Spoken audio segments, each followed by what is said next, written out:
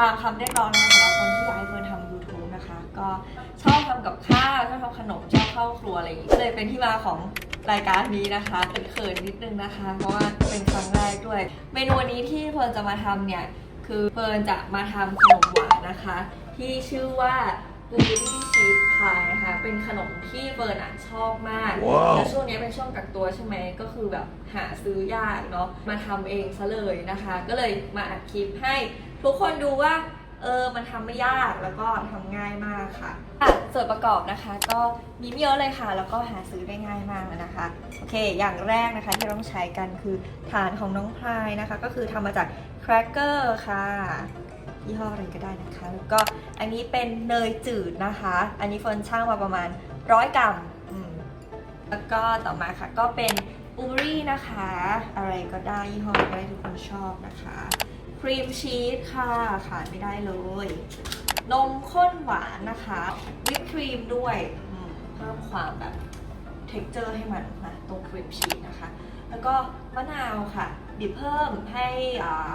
เพิ่มความหอมนะคะแล้วก็แป้งพิมพ์ของเรานะคะหมดแล้วค่ะส่วนประกอบมีเท่านี้งั้นเรามาเริ่มทำกันเลยค่ะสเต็ปแรกนะคะเราก็เริ่มจากการที่บดแครกเกอร์ของเรานะคะหา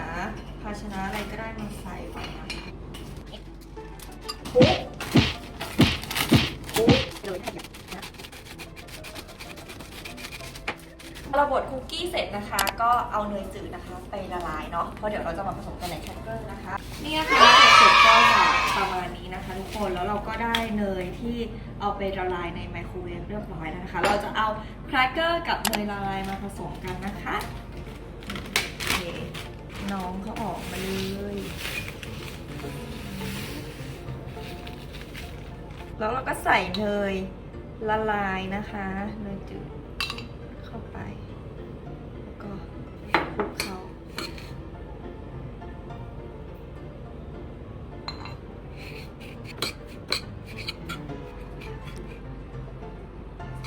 ทุกคนหน้าตามันเริ่มเหมือนแบบสีอะพอมันใส่เนยไปปุ๊บสีมันเปลี่ยนเลยนะมันจะมีแบบสีเหมือนที่เราเคยทานเลยแล้วก็ใส่เนยนะคะแล้วก็ให้ทั่วเลยคลุกให้ทั่วกันค่ะก็หลังจากที่เอาแครกเกอร์บดละเอียดคลุกกับเนยให้ทั่วกันเรียบร้อยนะคะเราก็จะเอามาใส่พิมพ์ที่เราภาชนะที่เราเตรียมเอาไว้นะคะเป็นฐานของเขานะคะใส่เข้าไปเลยคนก็พยายามกดให้มันเป็นแผ่นเดียวกันยิ่งบดละเอียดเท่าไหร่เนี่ยเขาก็จะยิ่งเกาะตัวกันมากขึ้นนะคะกดให้แน่นๆเลยนะนี่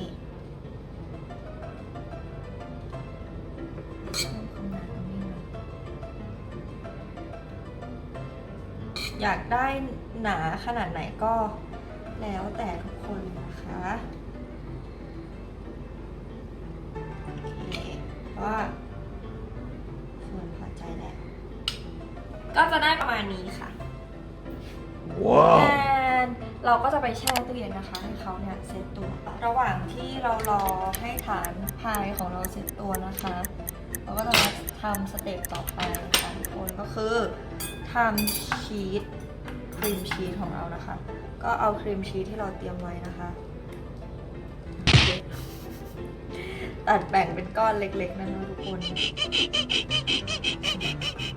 ปริมาณเนี่ยก็อันนี้เฟิร์นจะใช้ประมาณ200 กรัมนะคะครีมชีสของเรานะคะ200 กรัมโดยประมาณต่อมาค่ะก็ใส่นมข้นลงไปอันนี้เฟิร์นว่ามันต้องตีแล้วก็เขาเรียกว่าอะไรอะชิมแล้วแต่ทุกคนเลยว่าทุกคนจะใส่ประมาณไหนนะคะต่อมาก็จะเป็นวิปครีมค่ะประมาณ4 ช้อน4แล้วปะอันนี้4แล้ว มาแถมพอละเดี๋ยวลองตีก่อนให้เขาเป็นเนื้อเดียวกันก่อนนะ แล้วลองมาดูว่ารสชาติมันโอเคหรือยังบีบมะนาวลงไปนะคะ เราลองบีบลงไปสิหนูแล้วก็ตีให้เข้ากันนะทุกคน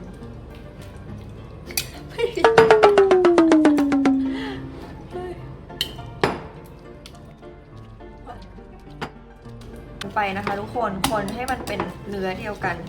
เนื้อหน้าตาประมาณนี้นะ ต้องบอกก่อนว่าที่เฟิร์นใช้มือก็ทำเองจริงๆนะคะคนไปค่ะ จนเขาเข้าเป็นเนื้อเดียวกันนะทุกคนชิมรสชาติก่อนว่ามันแบบ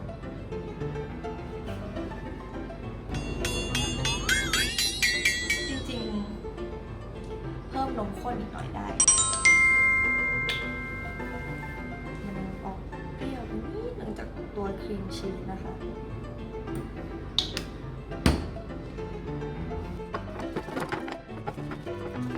ทุกคนเฟิร์นว่านี่คือสิ่งที่ยากที่สุดแล้วเอาจริงๆขั้นตอนเนี้ยนะก็ได้แล้วครีมชีสของเราติดไว้เพื่อความเน้นนมโอเคเรียบร้อยหน้าตาน้องครีมชีสของน้องเฟิร์นต๊าดาเดี๋ยวเราจะไปดูว่าแครกเกอร์ที่เราฟรีซเอาไว้นะคะเซตตัวดีจ๊ะแดง ว้าวมาแล้วนะคะนี่แข็งเป๊กๆเลยเดี๋ยวเช็คให้ดูนิดแน่นอัดแน่นอัดแน่นต่อไปเราก็จะเอาครีมชีสที่เราตีไว้เรียบร้อยนะคะทาไปบนฐานเลยวางที่พื้นเย็นมือฟิตหนึ่งค่ะก็คิดว่าไม่อ้วนเท่าไหร่นะคะ เมนูนี้เฟิร์นคิดว่ามันไม่น่าอ้วนเท่าไหร่ค่ะนานกินทีได้นะทุกคน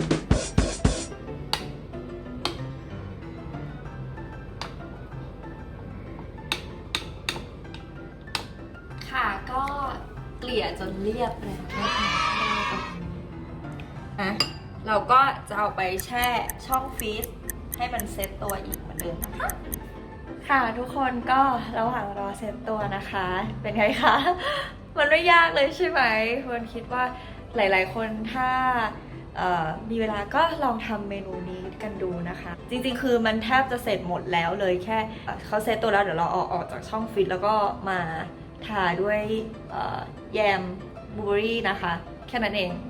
ก็จบแล้วง่ายมากแล้วเดี๋ยวเรามาลุ้นรสชาติกันนะคะว่าจะสมดังใจหรือเปล่าเราก็เอาออกมาจากช่องฟรีซแล้วนะคะขั้นตอนสุดท้ายยากที่สุดว้าวแค่เอาบลูเบอรี่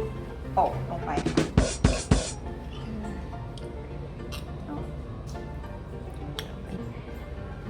ใส่ลงไปค่ะเราทำกินเอง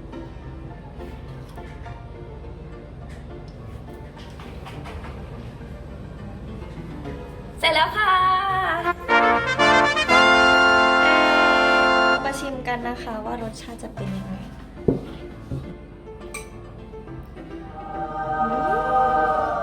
ยัมมี่ ไม่ต้องซื้อแล้ว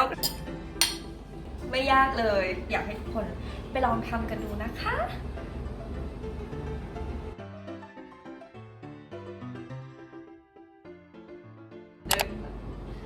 จะแดงจะต้องชิมหน่อยไม่ต้องโอเคได้ไหม